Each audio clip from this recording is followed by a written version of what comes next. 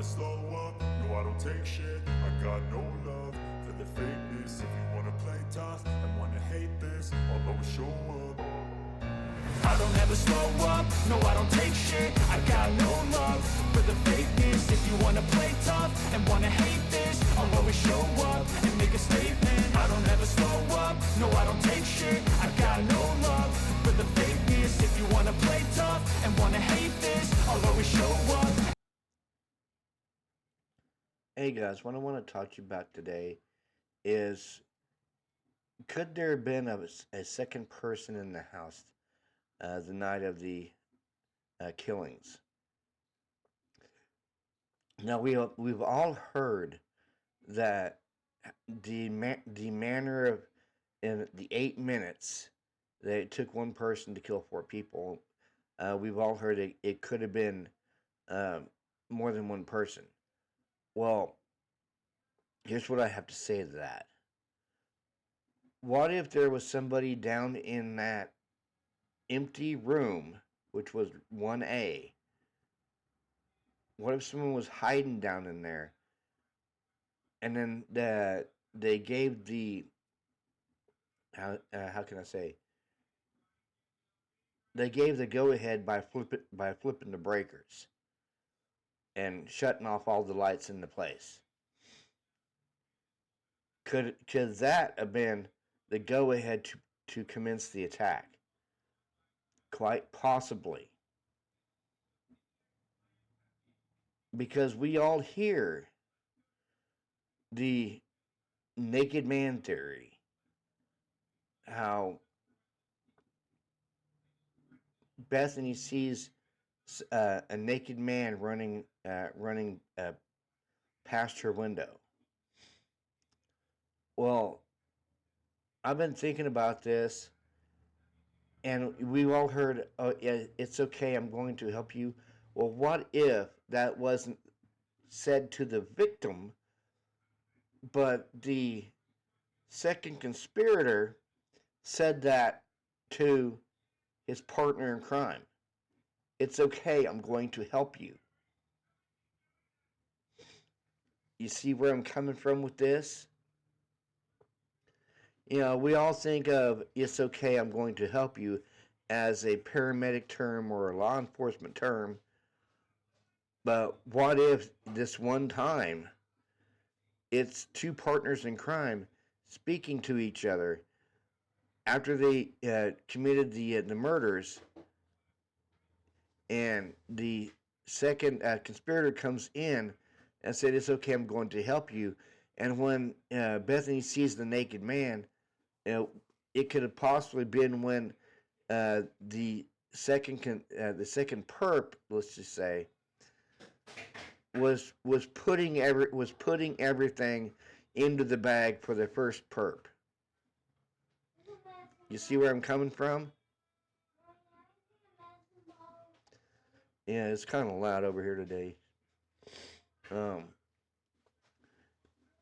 And just like we have the suppression of the IGG evidence, and they're stating that it was obtained illegally, which I do believe it was obtained illegally. But we're always hearing about the description, guys. We're always hearing about the description of the attacker: 5'10" or taller, athletically built, not muscular, bushy eyebrows. Well, if you think about it, if the proverbial breaker box switch is flipped off, how would she be able to see that in the house? You see where I'm coming from there? If the second perp who was down in the first bedroom flipped the breakers, she wouldn't be able to see nothing. So there goes her description.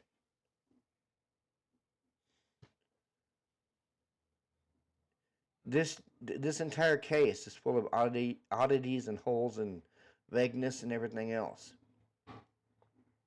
Because we're always hearing uh, the description by Dylan.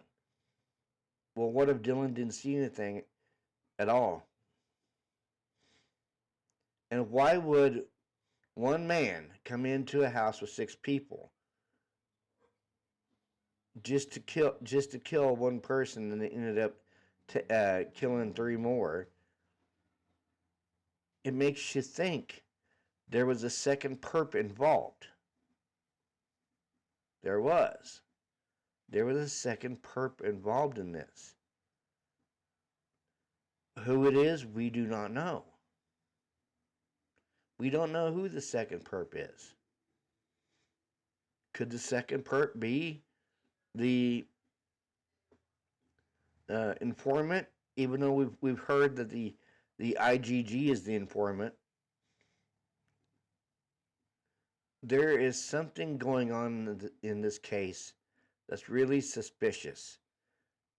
And if you look at the case right now, it's falling apart. Since they moved the case out of Latah, it's falling apart. It truly is.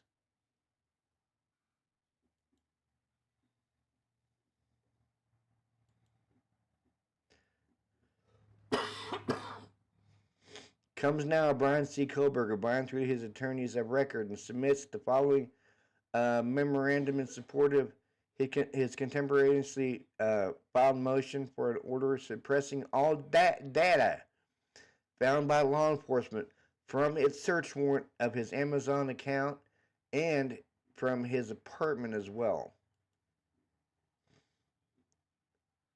Motion to suppress memorandum of support RE search warrant for defendant's apartment.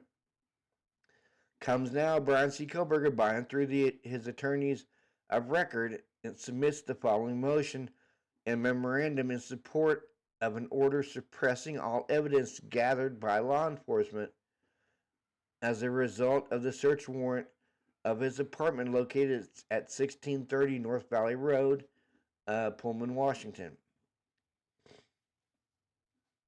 The motion and documents in support of a Franks versus Delaware hearing are hereby incorporated into the memorandum. The proffer with supportive documentation regarding Franks are filed under seal for that reason. They are not set forth in full detail here, but instead are incorporated. The court should apply Idaho's exclusionary rule and law to this search. Affidavit submitted in support of the application for the issued search warrant recklessly or intentionally omitted material information, and it did. It recklessly and intentionally omitted material information. The affidavit submitted in support of the application for the issued search warrant included information that must be excised. All information in the affidavit we gathered because of law enforcement's unconstitutional use of investigative genetic genealogy, and thus nothing the warrant should remain. Information about the client's locations taken from his phone must also be excised due to being gathered from an invalid warrant. Due to the haphazard way in which law enforcement has kept and disclosed records in this matter, the following are the facts and are obtaining the search warrant for 1630 Northeast Valley Road. On December 28th, Trooper Larry of Pennsylvania State Police became aware of the objective of arresting Mr. Koberger via Moscow Police Corporal Brett Payne. Very interesting. On December 29th at 4:45 p.m. Eastern Standard Time, a magistrate in Pennsylvania issued a search warrant for Mr. Koberger's person. Now, mind you, issued a search warrant. On December 29th, 2022, At 2:22 p.m., the magistrate in this matter signed an arrest warrant for Mr. Koberger in Latah County. Now you have Pennsylvania signing a search warrant, and you have Latah County signing an arrest warrant. The affidavit for the warrant was signed by Moscow Police Department Corporal Brett Payne. The basic facts Payne used to support the search were: next to the body of Madison Mogan was a tan leather knife sheath. The Idaho State Lab later located a single source of male DNA on the button snap of the knife sheath. Footage from the King Road neighborhood showed what the police suspected was a vehicle of the killer. This white sedan lacked a front license plate. A vehicle specialist decided, based on the footage, that it was a 2011 to 2016 Hyundai Elantra. A vehicle matching that description was spotted via surveillance in Pullman. It was later discovered that Mr. Koberger drives a 2015 Hyundai Elantra, and he lived not far from the last place a white sedan was seen driving in Pullman over an hour later. The same specialist indicated that car seen in Pullman was a 2014 to 2016 Hyundai Elantra. Witness Dylan Mortensen had indicated the height of the person she saw at the time of the attack was 5'10" to 6 foot. See, now she didn't say that, guys.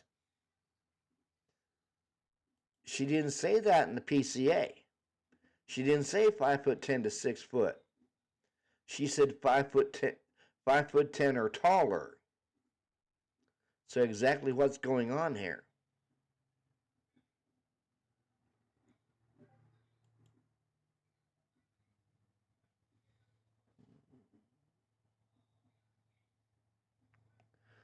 And they had bushy eyebrows. Police determined Mr. Koberger fit that description. Now, if you look at it, guys, there was people there in Moscow who fit that description. Look at Saeed. He fit that description. When he was getting pulled over on Banfield for an alcohol stop, he had bushy eyebrows, and he was about 6 foot tall.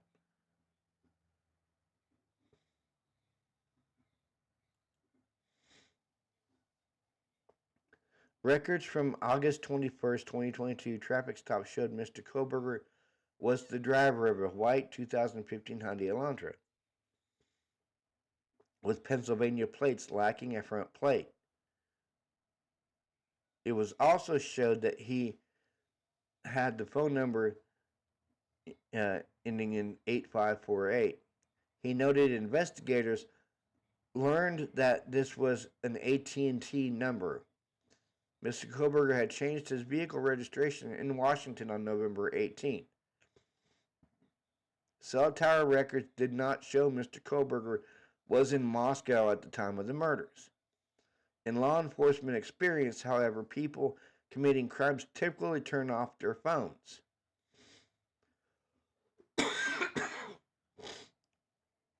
Historical cell site location information, or CSLI, was obtained and given to a cellular analyst survey team, or CAST, with the FBI. The team determined that on November 13th, 2022, at approximately 2:42, Mr. Koberger's phone was utilizing cellular resources that provide coverage to his apartment in Pullman. They support the idea that he left his apartment and went south. They supported the phone being off. They support at 448 that the phone is south of Moscow near Blaine. The phone utilizes resources that make their way back to Pullman, coinciding with the white Elantra seen on some surveillance there. A similar data showing occurs at approximately 9 a.m. with a trip into Moscow and returning at 9:32. But see, they didn't say, guys, they didn't say that his phone was around the house at 9 a.m. the next morning. They said it was a trip into Moscow.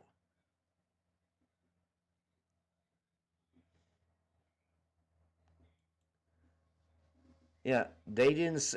We all hear, guys. Well, he came back to the house the next day because he realized he left the knife sheath. It's stated right there that he was in Moscow, yes, but he wasn't anywhere near the house. He went back home at 9:32.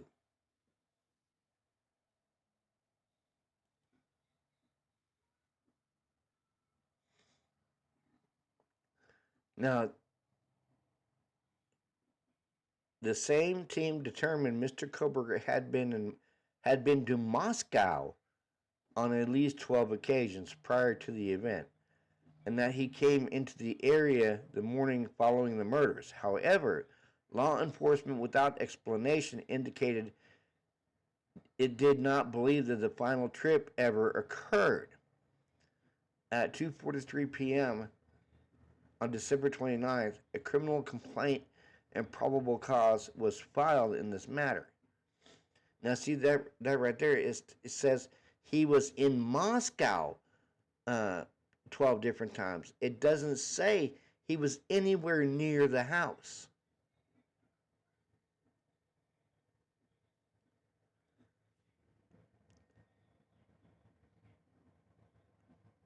At 2:43 p.m. Pacific Daylight Time on on December 29th, 2022, a criminal complaint and probable cause order were filed in this matter at 10 p.m. Eastern Daylight Time.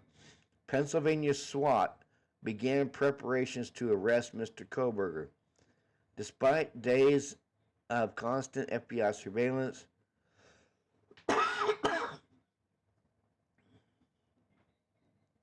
starting at 11:15 Eastern Daylight Time, and despite the fact that the constant FBI surveillance showed Mr. Koberger was unarmed and tended to go for runs around his parents' neighborhood, police decided that in the dead of night, within his parents' home, was the way to make the arrest. Right there, they've seen him go on runs around his parents' neighborhood. The FBI have seen it. So why wait and arrest this man and basically destroy his parents' house just to make an arrest when they could have did it when he was out on his runs? 9:25 p.m. on December 29th, a Superior Court judge in Washington issued a warrant for Mr. Koberger's apartment in Pullman. That warrant was based on the affidavit of Assistant Chief Don Daniels of the WSU Police Department. And here we go. She's another crackpot. That affidavit shows that Sergeant Blaker of the Moscow Police Department requested the assistance of WSU Police Department in investigating this case. That affidavit relied on the same information outlined above. On December 30th, 2022, at 1:14 a.m., Pennsylvania SWAT and federal agents raided Mr. Koberger's parents' home. Law enforcement arrested Mr. Koberger. Okay, so why are they raiding his parents' home at 1:14 in the morning when they've witnessed him going on runs and hikes? Why couldn't they have done it then?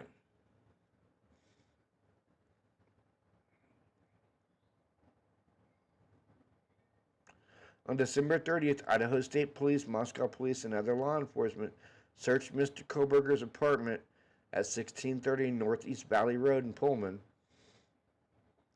This court should apply Idaho's exclusionary rule and law to this search. The first question this court must determine is whether there is a conflict of laws in the matter, i.e., whether Idaho law or Washington law controls the validity of the search warrant for Mr. Koberger's apartment and the necessary relief. Unlike the issue of arrest warrants, cases involving multi-state investigations have produced far less case law. In fact, the defense could not find a precise case on point for the state of Idaho. And I mean, I do have to agree with Ann Taylor right there. Why couldn't they? Yeah, he lives in Washington. The murders happened in Idaho. Why couldn't they have just used Washington law to do the search warrant? It just seems like to me this is a tri-state of tomfoolery. You have Pennsylvania doing the search warrant for Mr. Koberger's person. You have Idaho doing the affidavit and the arrest warrant, and then you have Washington who's doing the search warrant for his apartment. It's like this is like a tri-state chicanery going on with this case, and no wonder this case is falling apart at the seams, and it is. It's falling apart at the seams. All these suppression motions that came out, quite literally, they're even Ann Taylor's even attacking the arrest warrant too.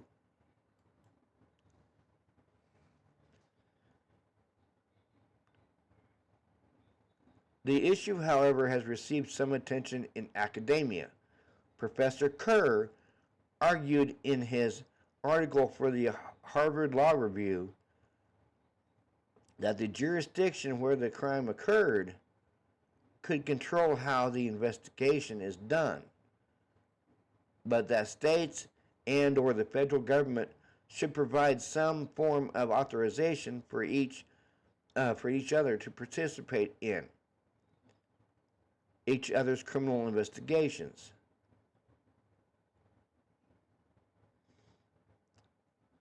Fortunately for this court, Idaho and Washington do not differ in their approaches to the enforcement of the Fourth Amendment analog provisions.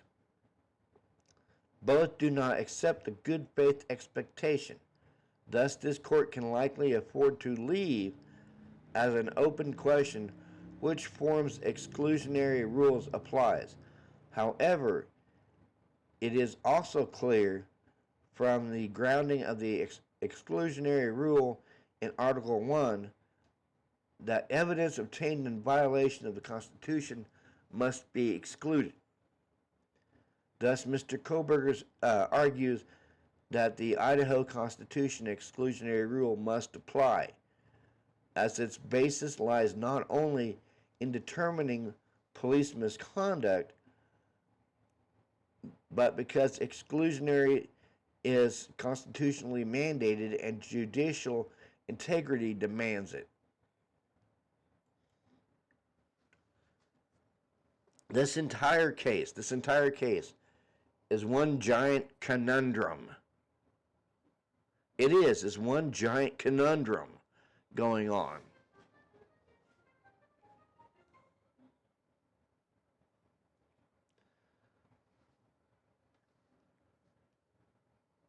It's one big conundrum going on. I mean, they could have arrested him when he was out on a jog or a hike, but no, they waited until he was inside his parents' home. Were they afraid he was going to run away from them?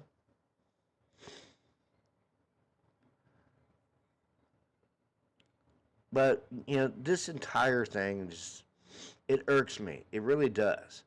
It feels like the Moscow Police Department is incompetent. It really does. It feels like they're incompetent. Because you have Pennsylvania's doing a search warrant for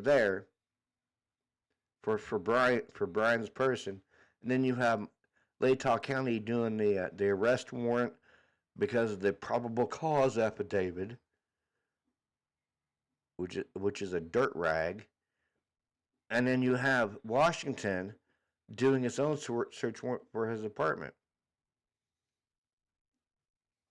Now, who was running this? Was it Idaho running the search warrant there in Washington, or was it Don Daniels running it?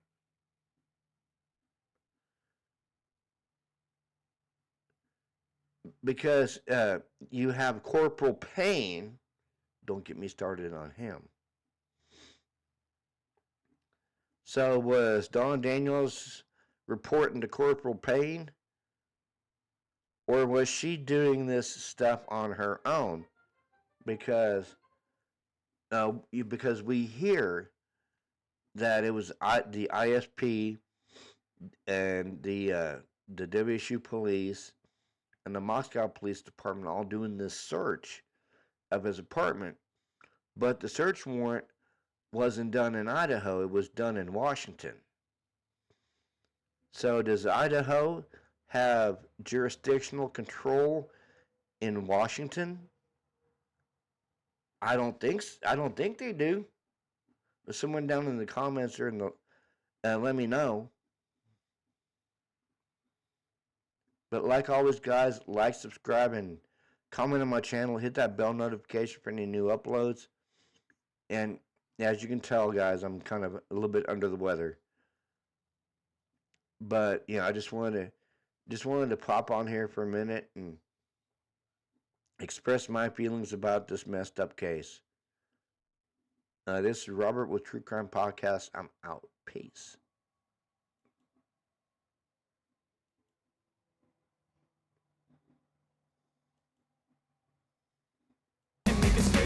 Everything I do, so instinctive and so passionate. Every word I move, so descriptive like an adjective. I got a vendetta against people who patented being negative when you should be getting after it. I got facts over tracks, this and that. Spitting slow, spitting fast. I could roast, I could gas. Think I'm okay at last, but I don't know if that can erase all the past. And the pettiness, a reflection of the emptiness. Hilarious, you think you're worth my time, you're delirious. Mysterious, because you hide behind a fake exterior. Inferior, you know I'll always